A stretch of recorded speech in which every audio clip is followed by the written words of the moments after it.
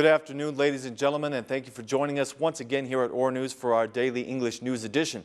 As usual, I'm Daniel Cook, your host, Monday through Saturday at 6 p.m. A group of students threw eggs at the Prime Minister today as he was leaving a meeting with the small business representatives.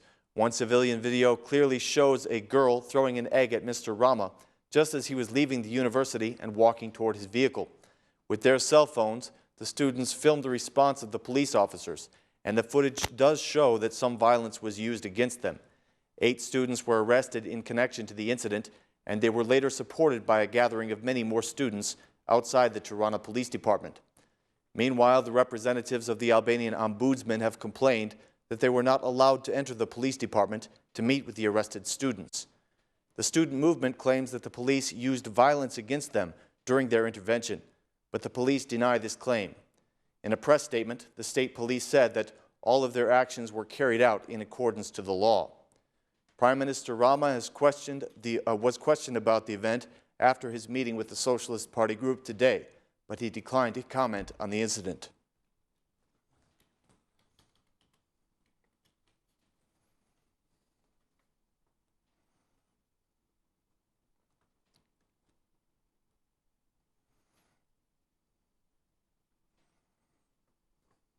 For the first time, Prime Minister Rama has admitted the shortcomings of the government's operation against informality, saying that 3 mistakes have been made so far. The Prime Minister made the following comments today during a meeting with representatives of the small business sector. We are aware that the operation has risk, and we want to handle it together. The risk is that the operation may also affect businesses that are following the law. Another risk is that the operation might be unequal or unfair. Above all, there is a risk that it will be implemented in an attitude of punishment. Mr. Rama promised that the small business climate will be eased, including the removal of some taxes. He went on, "Small businesses deserve to be treated with the same dignity that is given to free entrepreneurship. We are determined to remove the taxes for the vendors and craftsmen who are self-employed." Withdrawing from the idea that informality is primarily found among small businesses, for the first time, Prime Minister Rama admitted that big businesses are also very much to blame. He continued, "Of course, big businesses represent the biggest profit, meaning that they are the biggest burden on informality at 63%. The other part belongs to small businesses." Mr. Rama's attitude comes after the harsh rejection of the business sector of the way that the operation is being conducted, which culminated in the conflict with the American Chamber of Commerce.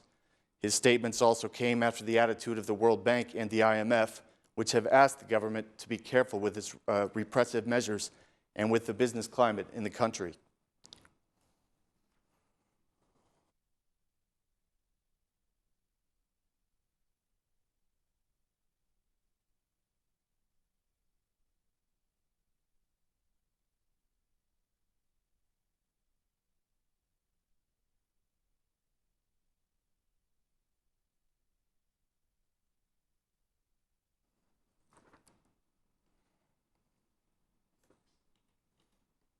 Basha reacted strongly today to Prime Minister Rama's promise that starting from March, small businesses that are paying their taxes following the rules will be issued a special certificate.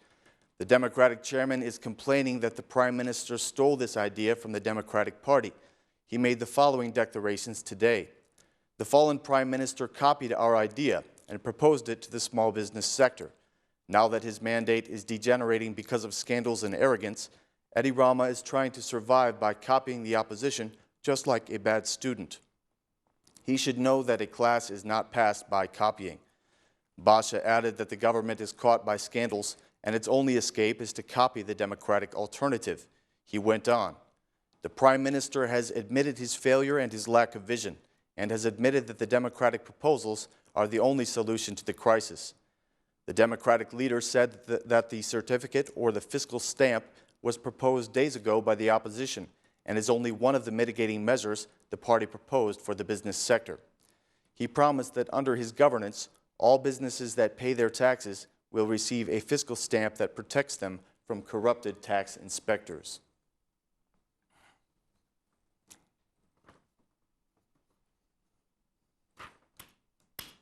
No. It's a problem.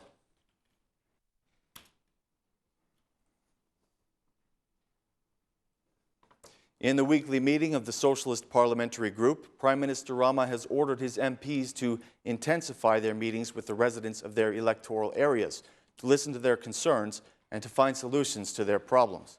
Afterward, the head of the Socialist Party stopped and listened to the concerns of a number of citizens who were waiting for him outside the party headquarters.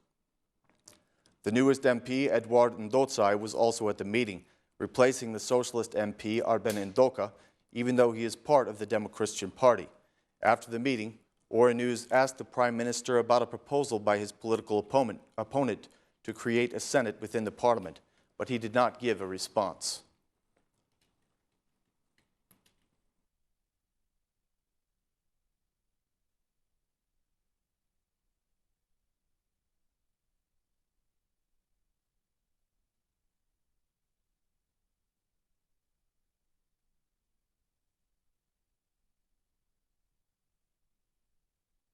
No. The head of the State Supreme Audit reported at the Economic Commission today on the realization of the state budget for 2014. The SSA calculates the economic damage for 2014 to be €777 million, a drastic increase from that of 2013, which was €9.9 million. According to the SSA head, the CHES agreement caused the biggest damage to the state budget at €479 million. He said that an ad hoc commission of experts should be set up in order to evaluate the damage exactly. The former Minister of Finance, Ridvan Bode, made the statement that the Albanian economy was seriously damaged in 2014 and that the damage was irreparable.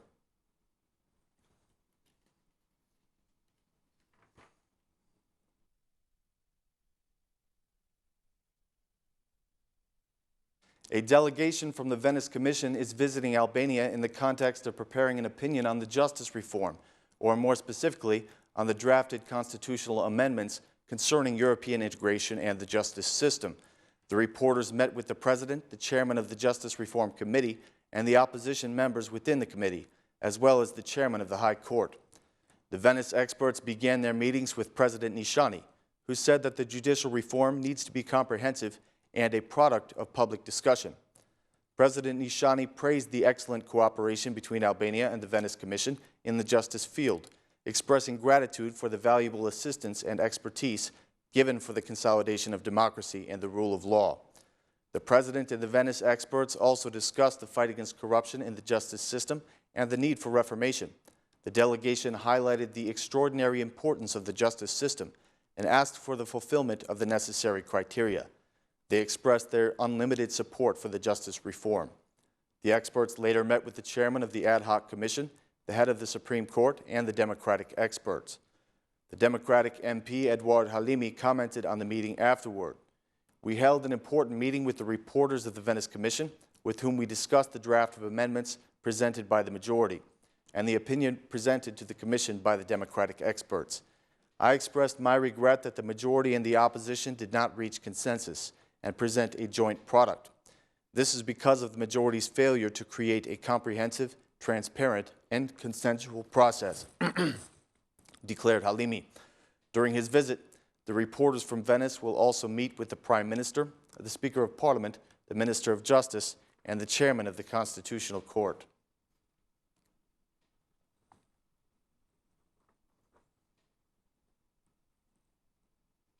The Parliament of Kosovo has adopted the bill on the ratification of the SSA agreement with the European Union, with 86 votes in favor.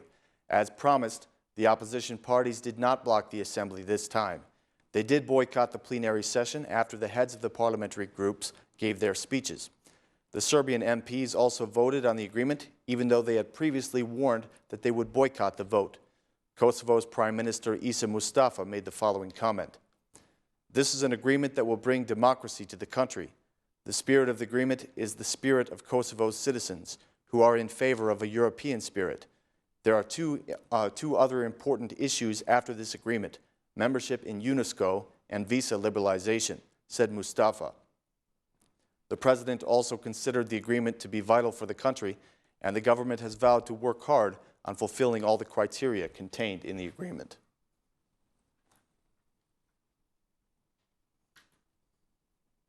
Ladies and gentlemen, thank you for choosing Ora News as your source for English updates, and please join us again tomorrow at the same time for more translated news in English.